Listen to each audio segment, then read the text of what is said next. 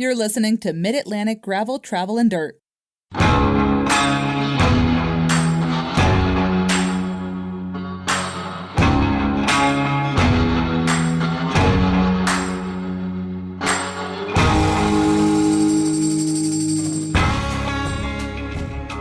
everybody. I'm Brian. And I'm Joey. I'm Dave. This, folks, is episode 256, the Great Return episode of Mid-Atlantic Gravel, Travel, and Dirt. If you're new here, this is the podcast where we talk about gravel bikes, adventure biking, bikepacking, bike camping, or just playing bikes. And we are so happy to be back in the fold again. Right, Joey?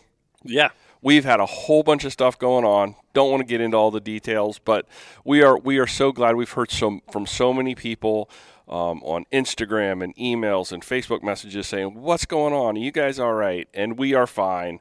Life gets in the way sometimes. And what a way to return after a couple of months off, but to have Father Dave back with us. We only came back because Kona's back in business, and they hired us as their kickoff to this all, and they're all is good in the world. We did do sort of like as Kona went away. We went away. I was wondering if Kent had bought Mid-Atlantic too, and shut it down right as the sea otter opened. And it's like, sorry, you're shut down too. Yeah. A couple of quick things that I want to share with you. Before we get started, and we're going to talk a lot about unPAved this episode. Jeremiah Bishop reached out and asked me to share one more time the Shenandoah Graveler, which is Saturday, May 25th. So that's this Saturday. And I'm going to drop this episode today on Wednesday, May 22nd. And registration closes tomorrow, Thursday, May 23rd at 9 p.m. And there is no same-day registration for the event. The weather does look great this weekend in the Mid-Atlantic. So if you suddenly have a free Saturday on this holiday weekend, jump in on this one. It is a one-day-only event in Woodstock, Virginia at the Shenandoah County Fairgrounds. He's got an 82 and a 50-mile route. Both of those are 60% unPAved. Plan on about 100 feet per mile. And then he's also got a 20-mile route with 1,000 feet of elevation that's 40% unPAved. You can find out more, bikereg.com/gravel, and it is limited to 200 entries. Dave, Monkey Knife Fight, you want to do a quick recap on what happened there? Absolutely. That's about a month ago now. It was on April 20th. We had a beautiful day. Finally, Mother Nature graced Monkey Knife Fight with a perfect weather day. We were very, very thankful for Mother Nature. We had about 300 riders out there. We just did the math. We raised over $19,000 for the Dream Come True Foundation, which is a local organization that helps kids who are terminally ill or fighting disease to go on trips or to get college scholarships if they're surviving and things like that. They're a really great local group. They were very, very happy to. I mean, they've been putting rides in the Lehigh Valley forever since I came here over 30 years ago. So we're glad to be their primary ride now and one of their biggest fundraising elements. So yeah, we had a great time. People rode really steep, dirty hills, had a good time doing it. So we'll do it again next year, sometime in April. But stay tuned for more information. That we're going to shake things up a little bit more next year and make it hopefully a bigger event. Yeah, and that $19,000, Dave. Congratulations. That's you're making a difference out there, buddy. Fantastic. Yeah, that's really cool. Fantastic. Yeah. You had a couple other things that you've been up to lately. What's going on? Yeah, I got to go on a couple of. Is it Uncle Pat? What do we call Pat Engelman? Yeah, Uncle Pat. Uncle Pat. Got to go out to two of his events. I passed along Mother Nature's contact to him for Lulaka Waiko Hundo. Another beautiful day. It got warm, which was good. So I cracked and didn't quite finish the Hundo, but made a modified route as I do. But it was also beautiful and spectacular. He does a fantastic job. The taco stop was off the charts as always. We had a great day there. But he must have pissed off Mother Nature because I was just at Starukka Crossing last weekend and she left town or diverted elsewhere. We had a good bit of light rain to actual rain to light rain to cold. And Celine and I got to the aid station at this town of Montrose, which surprisingly had a town festival happening. Nice. So we decided to go check out the town festival for some warm food and coffee. And as we were in coffee shop, I realized that I had upgraded my ride with GPS so I could come up with a route for my phone and said, let's see another way back. And we did a more direct more paved. I mean, I will say I'm going back up there. It's gorgeous. He is spot on right about that route is beautiful. It's some of the greenest thing I've ever ridden through. The gravel's in really good shape, but it was getting watt sucking after a while. So it's like, let's take some quiet paved roads back. But there's so much gravel up there. We kept ending up on more gravel roads, which are also spectacular because the weather got better. It's called the Endless Mountain region because there are endless mountains. That's a fact. It is also should be called the Endless Gravel region. It's really, really great. So highly recommend that for next year. Or if you're so inclined to get up there, Grinduro is coming up in a few weeks, couple weeks. June 8th, I believe, is that Saturday. So that's also up in that region. Goes to World's End State Park. So a good event up in that region. That helps raise money for the Interscholastic Bike League Pickle for Pennsylvania's group. So help kids on bikes. Now, what a fantastic problem to have, though. It's like I kept turning and I kept finding more beautiful gravel roads to ride on, and I just can't get away from them. It was ridiculous. We'd be on a busy road and be like, oh, we're taking this next right. And it was gravel. It was really, That's awesome. That is awesome. Joe, you want to share anything with what's been going on in your world? Yeah, it's been busy. I say I haven't been open about it, but my dad's been in and out of the hospital for like 2 months. Oh, sorry. So pretty much since Croatan, I have barely been on the bike. And in the middle of that, I signed up for a 100-mile mountain bike ride that is 2 weeks from now. Eek. And I don't know if I have the fitness for that. Like, we're going to do a Memorial Day Century, which I could wing that on the asphalt. But mountain down in Richmond might be a no-go. I think I've ridden my mountain bike more in the last 2 months. Where is that? It's Richmond. Just Richmond. Yeah, just Richmond. It's the Mountain Cat 100. So it basically rides every trail in Richmond down to Pocahontas and back and raises money for the Richmond Cycling Corps. Cool. Nice. Cool. So they might just have my money and not. Well, sometimes I would pay extra not to do it. Yeah. You can always go to the event, and if you've got the time scheduled, you go to the event. One of the things you need a little getaway, I believe. I think my fitness at the time was okay when I was. Yeah. And I was feeling really confident. No, I'm like, Croatan and stuff was a walk in the park. Yeah. But a lot of I need to get my fitness back. Yeah. Make good life decisions. Yeah. Yeah. So I think that's. So I did. I shot Austin's wedding Sunday, and I'm more physically exhausted from 8 hours of wedding photos with like a 10-minute lunch break and all that. Yeah. Like the amount of squatting and up and down my thighs. Like I couldn't ride yesterday. Well, you needed Jess to help you with that with all the CrossFit she's been doing. Yeah. She probably would have nailed that. But yeah, she could have carried you around. Like you could have done piggyback rides. I was exhausted. In return, Austin is making me a titanium brackish frame. Oh, nice. Which kind of booted my another rodeo right now. But it's like we're designing it, frame up, geometry, everything. It's going to be, I'm going to do a suspension gravel fork. Full titanium, or is he doing like a car? No, this will be his first batch of tie. Complete tie. Okay. Yeah. Oh, right nice. on. Right on. So I'm trying to make it as wild as possible. I got a secret group set coming this week that's getting launched at Unbound. I'm going to put on it. We'll have a correspondent at Unbound. We'll talk about that in a little bit. Oh, nice. We're gonna have an official. Father Dave. We're gonna have an official gravel travel dirt correspondent at Unbound. Maybe Going underground at Unbound.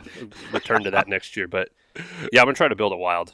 Cool. I got those like big bars that Dave big had wide, and stuff like that are here, and make it for the most ridiculous stuff. Okay. Yeah, that's fun. Big tires, big clearance, big. Yeah, so I traded wedding shoot. I saw Austin. We were on our Thursday night ride. Yeah. And I go flying by and I hear somebody holler, and then when I come back, I recognize the voice. So I messaged him, and he's like, "Yeah, I'm in town for the wedding." And I was like, dude, I'm sorry, but I thought you were already married. Oh. But yeah, no, lovely wedding. Nice. It was a Jeff lot. Pat? Yeah. Jeff Pat, right? Yeah. Yeah, like a 5D with a big lenses and stuff. Like, my arms were sore just from the ceremony. Wow. Wow. Well, cool. That's good. In the midst of all this, our Grayson gravel trip came off. A big success, I believe, with 5 riders: Isabel, Brigitte, Andy, Casey, and Phil. Thank you so very much for throwing off with us and making that happen. We went from Abington to Pulaski with overnights in White Top and Independence and Foster Falls. Couple of thank yous to David Landis for the route base on that one. And another one, thanks to the Abington Police Department for the weekend parking in their secure lot. There's a pro tip for you. They were very friendly and very helpful in a lit camera lot where you could leave a vehicle for 4 days and not have to worry too much about it. Wow, just thank you to the whole town of Abington is so welcoming to cyclists. It's really cool to see. Some highlights from that trip besides the absolutely gorgeous gravel roads. Creeper Trail Campground in White Top. Make sure you check that out if you have the opportunity. Amazing pizza and amazing campground. We did have a bear sighting on the road. I had a standoff with a cow who he was not going anywhere. I was not going anywhere. We sat there together for a while. I found out his name was Randy from his ear tag. So Randy, if you're listening, I'm glad that we made our peace. There was just friendly faces across the board, and the highlight for me, now I know Casey would probably say the meatloaf at Grayson Highlands General Store was the highlight from a food perspective, but for me, it was the blueberry crumble that was fresh and homemade right there. I might do that trip again sometime this year with a slightly different format of more of a gravel experience weekend as opposed to bikepacking, with a mix of some base kind of car camping along with some hotel overnight stuff. So stay tuned on that. And if you might be interested, let me know. We'll figure that out. One last little piece of news before we get to the Strava Club. The Trans-Virginia Grand Depart happened Saturday, just a few days ago. Congratulations to Aaron Gillespie, who was the first finisher of this year's Trans-Virginia 2024 Grand Depart. He left on Saturday morning, May 18th, and rolled into Damascus 550 miles in 2 days and 14 hours. That's holy. There's so much climbing. It was. I think it's like 32 or 33,000 feet. Of elevation over that. 1,000, not 100. Yeah, 30. Did I say? No. You were right. That's what I'm saying. Like some people, you hear that real quick, and you're like, 3,300 feet. Like, yeah, no, 32,000 or 33,000. I'm pretty sure that was the number. Holy I'm not 100%. Right? What a freak. Right? Yeah. Sorry about that, Aaron. You listen. Wow, that's impressive. Congrats. Yeah, Joey, you want to jump over to Strava Club real quick? Yeah, be quick. Let's see. I just moved down to this or that. That's okay. Josh Bennett from Wilmington, North Carolina with 149.4 on the coast. Rob Wheeler from Columbus, Ohio with 166.4. And Brent Perez from Seattle, Washington, a West Coaster, 155.5. Top 100 was 135.1, and we are up to 1,014 Strava members. So the Strava members in our hiatus grew by like 14. Nice. Because we had just clipped 1,000 when we kind of went on our little bit of a hiatus. And hey, Blake is in the house, but you can't hear him. I don't think we can hear him. Let's see, Dave, can you hear Blake barking? Yep. Oh, okay. Well, maybe we can. Hi. There's a bus out front. Everybody say hi to Blake. Hi, bus. Gravel Travel Dirt on Strava. You will find us there. Okay, so Dave, let us talk about the new unPAved for 2024. Tell us all the news and all the things and what's new, what's different. And I know you got a couple of other things that are unPAved adjacent. Right. With the trips and the adventures that you're doing that are sort of outside of the window of unPAved. Let's talk about those as well. Where do you want to begin? Well, I guess the big new thing for unPAved, the Susquehanna River Valley, is we're not changing much this year. That's new for us. I was actually going back through things. I'm like, everyone should listen to last year's episode when we talked about all the changes and just hit replay. We're keeping the difference. That was a really big success. So moving the 30-mile difference between the 90 and the 120 up earlier into the event. So I think that decision point's like right around mile 25 if you're going to do it or not. And then having that over there, and also having the 30-miler that we did change just the name only. We now call it the Burley 30 because we realized that not only is it a legit gravel event, it's a real, not easy gravel ride. If anyone wants a good recap of that, Dirtwire TV did a really good video. Jess is featured in it. She's awesome in it. Cool. So they can watch it on Dirtwire TV on YouTube and get a feeling for how that was. I remember seeing that. They released that, like, it wasn't very close to, didn't they release it sort of much later? Yeah, we tend to like give it a little bit of time. Yeah, catch people back up. That's cool. Yeah. So that will change. That also will be the campsite again for the slumber party. So that is back as well. And then the 50 is our previous proper 50, which is almost a perfect bike ride. It might be easier than the 30, actually, if you want to look at it, because it actually goes rail trail out to the forest, does a big climb, rides around the forest with vistas, and then comes back down and then rides rail trail back. So it might have less climbing than the 30 now I look at it. And yeah, the route's going to be very much similar. No bridge just for us to work around. So let's hit that one over again. Let's do it again.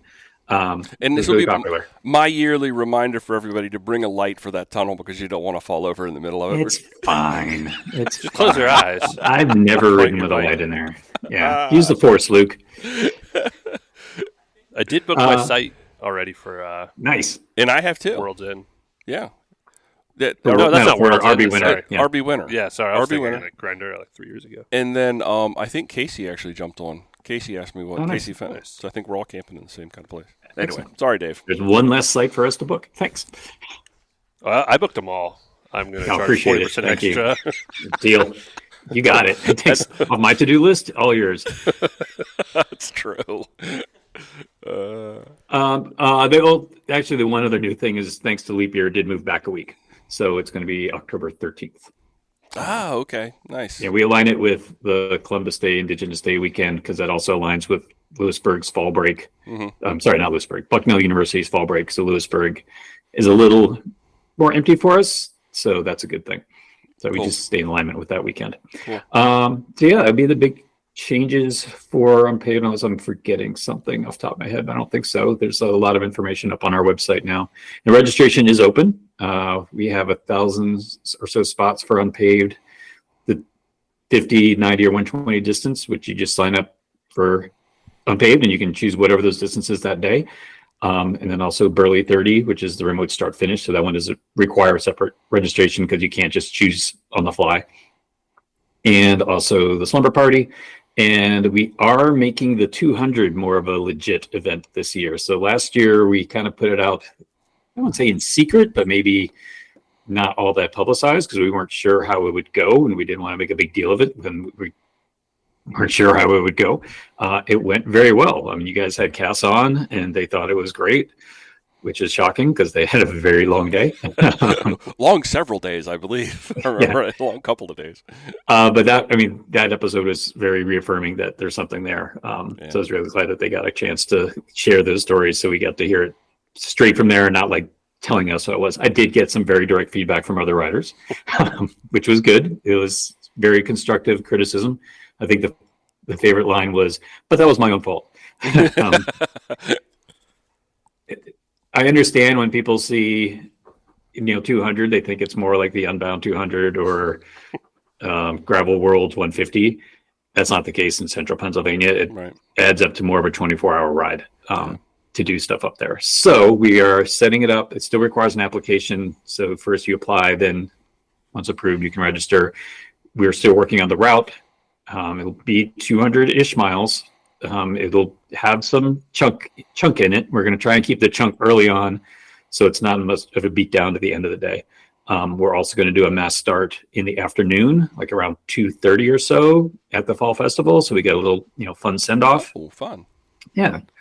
So that'll also be an element of it. So we're hoping to build that up. Now you doing, is there any sort of like required downtime for that you've introduced, or there is not for that? No, it's just get out there, get it out. I thought about that for a bigger thing, like a bikepacking thing. I think I would do a multi-day thing in PA. I have visions of all sorts of things, as you guys have heard from me over the years. Yeah. And I've thought that would be a thing I would institute as a mandatory, like, shut off from midnight, or you must stop here for 4 hours and just regroup. I'm not into sleep deprivation, so if it was my event, I would make sleep deprivation not a possibility. Right. I guess you could stay up and surf Instagram for 4 hours instead, but I'd hope you take a nap. Anyway, but that's not happening. Okay. So those are the things. And then as we're building those things up, I realized just how much FOMO I was having when people go out for those big rides or go out for the slumber party and come back and tell me how great they were. and I wasn't going to get to do it. Sim and I just get to stand around in Lewisburg for the day and not get to go have fun with all these people having a great time. So we decided to create some things so we could join in on the fun. And that will be in August. On August, now I'm going to forget the dates real quick. Let me call it up so I don't screw up the dates. We're going to do a version of the Big Lick as a 4-day tour. And that'll be August 9th through 12th. So we'll break up the 200 miles. Roughly, we might adjust the course just for good places to sleep for a Friday, Saturday, Sunday, Monday tour. So roughly 50 miles-ish a day. Okay. While it'll be bike packing, there will be car support. So you don't need to do a full load. You can pack your snacks. We'll figure out like what the duffel bag or the bin is that things need to fit in. But we'll also pack stoves and general cooking things that everyone can share. So everyone doesn't have to pack a stove and everyone doesn't have to pack this or that. But, pack your sleep gear, pack your tent, pack the dinner food you really like. And then we'll transport that stuff out to the campsites. And then you ride with a lighter load over 50 miles a day. Nice. I like that. I like that model. That's awesome. That is awesome. So that'll be that weekend. So go ahead. So food is always the big thing on a trip like that. How much are you providing? What is the rider bringing to the table? Is there a mix? Is where are we at on that? The riders should bring food for dinners. Okay. We find dinners to be like the most selective, and people, do you really want a high protein thing? Do you really just want a bunch of carbs? People, and I'm the same way, want more specific things, know what kind of camp food works for them, what they can sleep on, that sort of stuff, whether they're vegetarian, vegans, along those lines. So dinner seems to be needs the most variety. Right. So bring your own dinner food. We'll take care of breakfast food. That seems to be more universal. Is it bagels? Is it oatmeal? Is it, easy camp food? We can bring some eggs, maybe some bacon, things like that. So we can be, that's more stock and can sit in the cooler for all that amount of time. So we want to break it up that way. And then we'll take care of snack food, some support along the way. There'll be general kind of nutrition that you'd use on a bike ride. Probably get some stuff for peanut butter and jelly sandwiches, that kind of thing. Very basics. But again, if there's stuff that you like, I love eating stroopwafels, so I'm going to pack a dozen stroopwafels and have them made for the 4 days. So is there things like that on that route? Is there any opportunity for like resupplies? Yes. You'll have like the ability to kind of grab something during the day?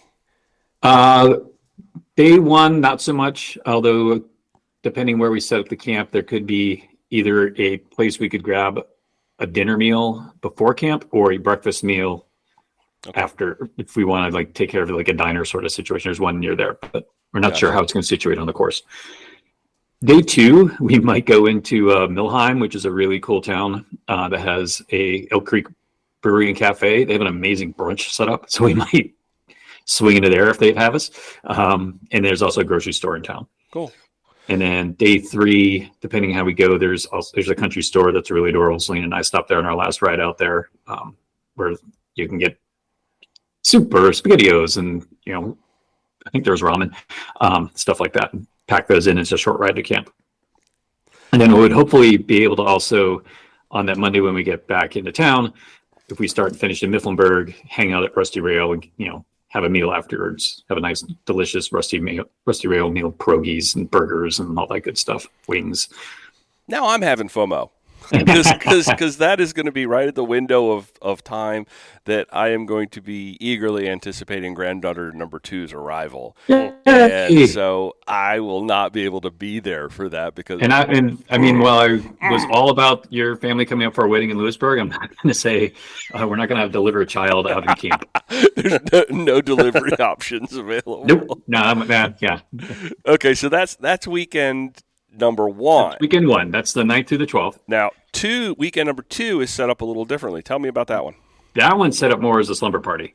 So that's going to be a 3-day slumber party. Again, right out of Mifflinburg on Friday. Same sort of thing. We transport your gear up to RB Winter. So it'll be a short kind of a happy hour ride from Rusty Rail up to RB Winter.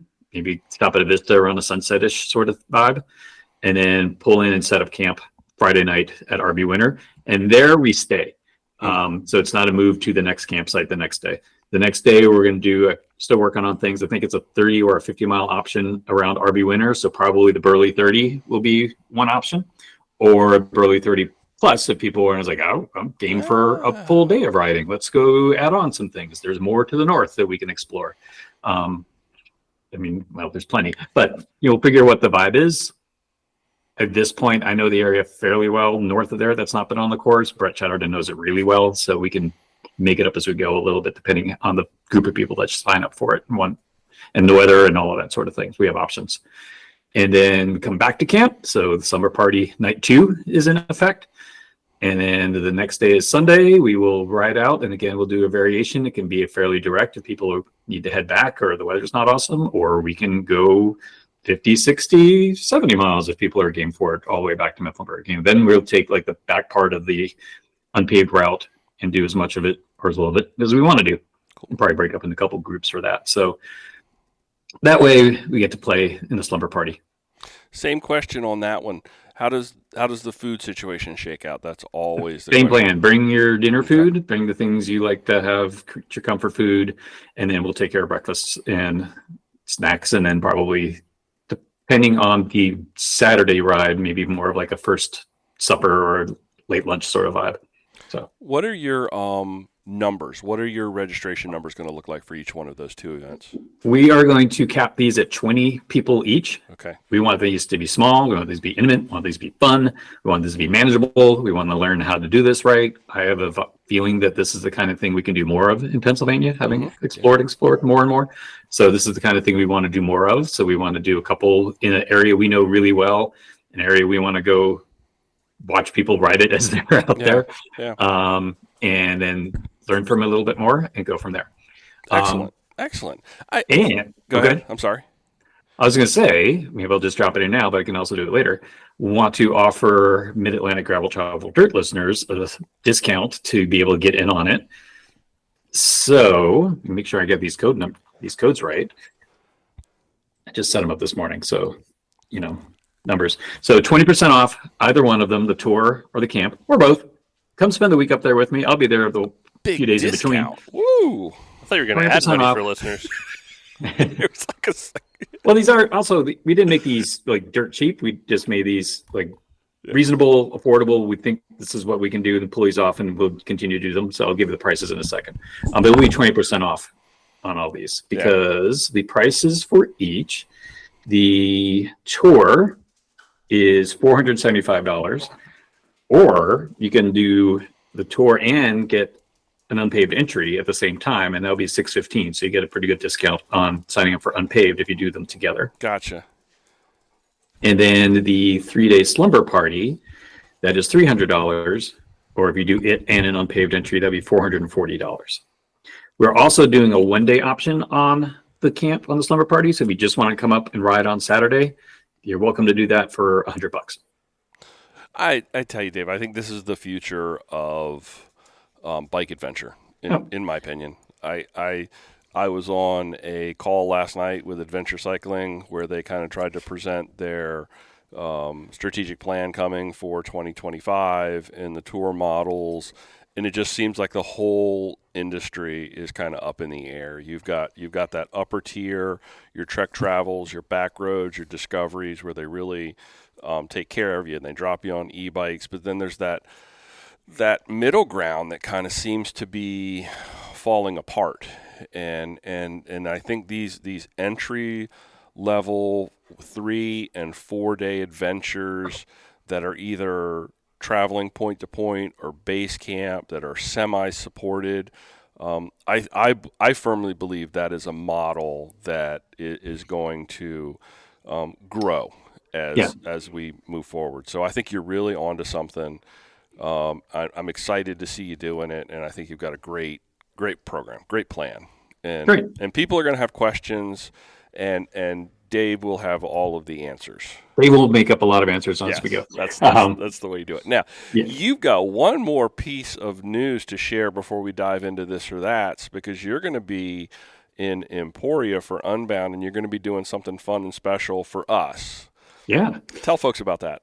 Sure. So yeah, on Sunday, Celine and I fly out to Kansas. She is getting inducted into the Gravel Cycling Hall of Fame on Wednesday. She is not only the first Pennsylvania, not only the first Mid-Atlantic, but the first East Coaster to be inducted into the Gravel Cycling Hall of Fame. Very excited to have her represent That's fantastic. The Beast Coast so well. That is fantastic. Congratulations to Celine. Very excited. Very proud. Only misting up a little bit right now. As part of that, the Hall of Famers like to spend some time together. And so they do a multi-day ride. They're going to be starting in Kansas City on Tuesday and end up in Emporia on Monday, and end up in Emporia on Wednesday for the ceremonies and the rides and all the work, the things that they do there in Emporia for the hall on Wednesday. So I get to tag along on that, which is kind of fun. So I'll be there with Jay Pettivari, an unPAved alumnus who's also going to the hall this year. Rebecca Rush will be on that ride. And we know her from Transylvania Epic Days, and Celine wrote her book. So it'll be good to hang out with them. Dan Hughes will be on this, multi-time DK winner and all-around crazy person. So for the residents, I'll spend time with them. Maybe I'll ask them some this or that's. Yeah. And see what the Hall of Famers come up with. We don't know. Do you have an idea for what this or that you're going to want to ask folks? No, I figure we should. I don't know if we want to brainstorm this now or do it afterwards, or put it up on his Instagram poll, or say. I think we ought to go back and pull some of the classics, some of the ones that really, and the one that comes to mind is: would you rather eat a chamois butter or spread a goo on your? Oh, yeah, that's a good one. That was probably one of my favorite all time. This or that. So maybe going back to some of the classics, but we'll put some brain power behind that, and hopefully come up with some answers. So I'm really super excited. So I am going to give you, Dave, take over control for the Mid-Atlantic GTD Instagram account. Ooh. And you will be able to. I got things to say. I can't wait for the first gravel beef to come out from Unbound. I know one of them was Mid-Atlantic versus Midwest. I think that's a fair question to ask some of these hooligans. Okay. Well, I was hesitant to begin with, but the more I think controversy can be good for numbers. I'm some reason somehow I end up stirring that up. So if you're game for controversy, I'll end up in it. I want to stir it up. I'll end up in it. We'll do it. We'll do it. It's let's go for it. All right. Aero bars or drafting? Ooh, see, you're on it. You're on it. That crowd, they're going to eat that up. Yeah, that's a big one. They're going to eat that up. All right, you guys want to do some of our this week this or that's? And I think you've both seen them. So I'm going to dive right in. Dave, you're first. Joe, you're second, and then I'm going to. No, I'm going to go second, and you go last, Joey. Okay. Yeah, Joey gets some muck it up. That's been a long time. It's been a while. I started listening to the podcast. Did you really? Are you on another podcast now? Is that? I've been worried that's actually what's happened. Is it? No, actually, I think the last podcast I listened to, bike related, was Dave was on Guitar Ted's. Okay, and that was that was old. That was a while ago. So that's the last podcast I've listened to. First item this week, Dave: Kona or no Kona? Oh, Kona. I'm on my fifth and sixth Kona right now. I have more Konas than I've had any other bike by like a lot. I'm so happy that this is happening. I was misting up crying about it with another friend last week, talking about what a shame it was. This is awesome news. That's great. It's almost like the same thing that happened here with the shop. When the old shop burned down, you got a new shop. You got a better shop. And maybe Kona, the same thing's going to happen. Because I know there's a lot of unrest with the whole direct-to-consumer model that Kent had put in place with Kona. And I don't know where you land on that. It's Joe, I wouldn't compare it. I'd pair like the Radavist. Okay. With John Watson owning it. Post Closet buying it. Okay. Mucking it up, and then John bought it back. Okay. You know the original owners. Yeah.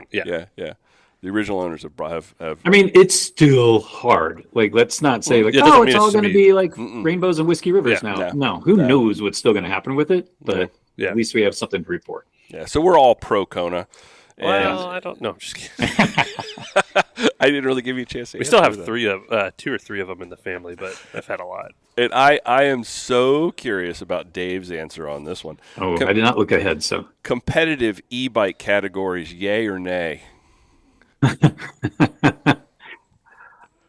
Great question. I was just talking with another promoter about e-bikes and what to do about e-bikes.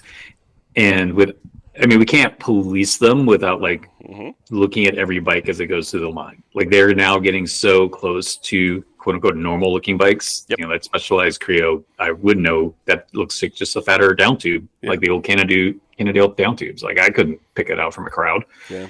So we're still in the self-policing mode. I'm all for it as events. I'm just not going to put it on. Someone wants to put on a competitive e-bike gravel thing out in the Bald Eagle State Forest, go nuts, but not October 13th. I am a huge fan. I think e-bikes are a lot of people will hate on them, but you know what? They're keeping people on bikes that wouldn't be able to be on bikes anymore. They're putting people on bikes that wouldn't be on a bike to begin with. Yeah. They're putting couples together that are not necessarily balanced with their athletic abilities. Whether you want to make them competitive, I think you've got a lot of hurdles to cross before you get to that, because you've got different torque specs, you've got different battery capacities. There's so many things. So from a competitive standpoint, but I love to see that. Like I think Grusk is doing it, where he actually Travis has a non-competitive e-bike category. So I think they're here to stay. They're not going anywhere, and I think they're great. Joey, any thoughts? No, I love them. I could understand from an event race standpoint, where things would get difficult. Yeah. But yeah, it's hard to police. I mean, like those new salsas that are really affordable. They look just like a Journeyer. Yeah. And they're great. I love mine. I commute on all the time. I will still commute on by bike even if it's raining, because I'm there in the same amount of time, and it's only like a little drizzle. I'll just change shoes and pants, and I'm totally good. And it's got panniers, so then I stop at the grocery store or wherever afterward. Like, I love it. Yeah. I wouldn't want to compete on. Yeah, I say competition-wise, that's a whole different. Yeah, but it's going to come, because people put people on wheels, and they're going to want to compete against each other. All I'll say is, when was I at Specialized? So I've worked retail event for Specialized before. If people know the old retail thing from. Oh my God, dog! What a horse! He is being obnoxious. We used to go to this ranch with dealers like every 4 days. And you do like 5-week cycles of that. And we do Levo races, like cyclocross style. And that was fun. It was, just because you had an e-bike didn't mean you were going to like be the fastest one. Yeah. Like, I mean, it's different tech. Racing, 20 people on Levos, like, people got lapped. Oh my goodness. Like, everyone's on Levos too. Okay. Yeah. So it was. They require effort. There's no doubt. You can still drop someone if you're fitter. But it's also engine. Skill, I think, is required. Yeah. This is a whole episode. We could do a whole episode. It's a whole podcast. It's a whole podcast. The faster you go, the quicker you wreck on trails. No, that's true. The tree comes a lot quicker at you. True. So the mountain bike ones are here on our very technical, tricky trails, and people are trying them, and they're like, it's so different. Like getting over log is so weird. Yeah. Going at speed up a rocky thing versus even down it. Like down it, you kind of end up at the same speed. Going up something is like throwing people off. But they'll figure it out. We're still very new at it. So 5 years, it's gonna be common. Yep, exactly. Third item: bikepacking in the rain or bikepacking in the summer heat. Oh, I'm a summer heat person. Really? I love summer. Yeah, I'm a summer. Okay. I'm gonna. You know what? This is kind of hard. I was getting ready to say, rain all day, but rain kind of sucks sometimes when you're in it and you can't get out of it. Yes. The summer heat, if you plan your trip accordingly, you can always stop somewhere and enjoy some air conditioning for a while, or you could also find some place to cool off in the wet dip. So I'm going to go also with Dave in summer heat. Joey? Yeah, bikepacking wise, I don't want all my gear wet. There's a difference between doing a regular day ride in the rain and actually having your sleeping bag potentially and your tent and stuff wet, and then just sopping. I will say, I've sat in an ice chest before at a gas station with you, like in the middle of July. I think that's one of your profile pictures somewhere. So, I think summer heat across the board. Yeah. Okay, last item: Rita's or Dairy Queen. Tougher. Wow, tougher than you might think. It is. I have memories of Dairy Queen when I was a kid in Alabama, and I can still picture it as we drive up to it. Like that was formative. But Rita's is right around the corner from me, and that's quality time I've had with my daughter. So I'm going to go with Rita's.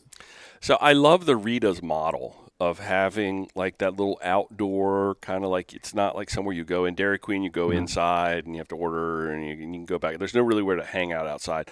I grew up, and those of you who are from Southern Maryland or PG County, Hover Malls up in Fort Washington, everybody knows Hover Malls. That's what I grew up with. Never heard of that. Really? Same. It's an old 1950s ice cream stand in Fort Washington. And, I grew up as a kid, piled in the back of a station wagon, 15 kids going to Hover Malls on a summer night and hanging around outside. And, so that Rita's kind of gets close to that for me, where Dairy Queen doesn't. So I'm going to go with Rita's. Joey?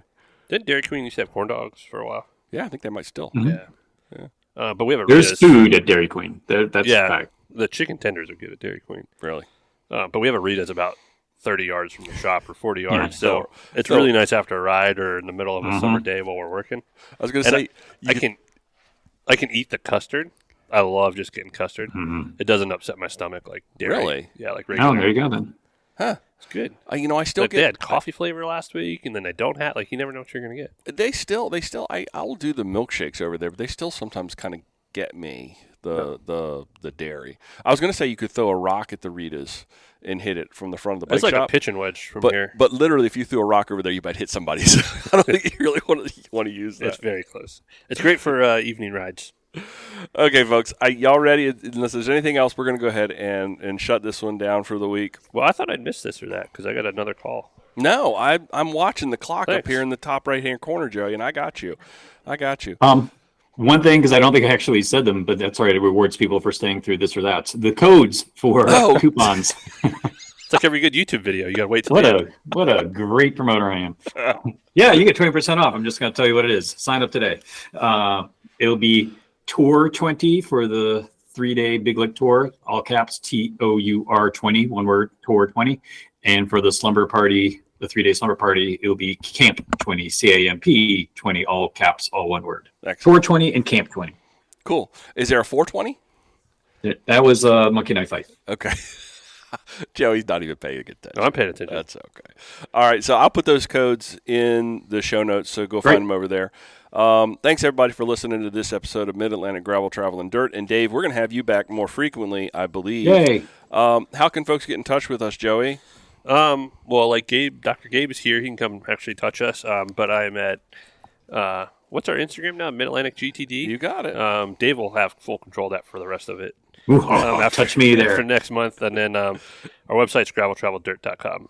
Mid-Atlantic Gravel, Travel, and Dirt is recorded this week from right here in the Patuxent Adventure Center alongside Blake, all the way up to Emmaus, Pennsylvania, where Mr. Dave is at.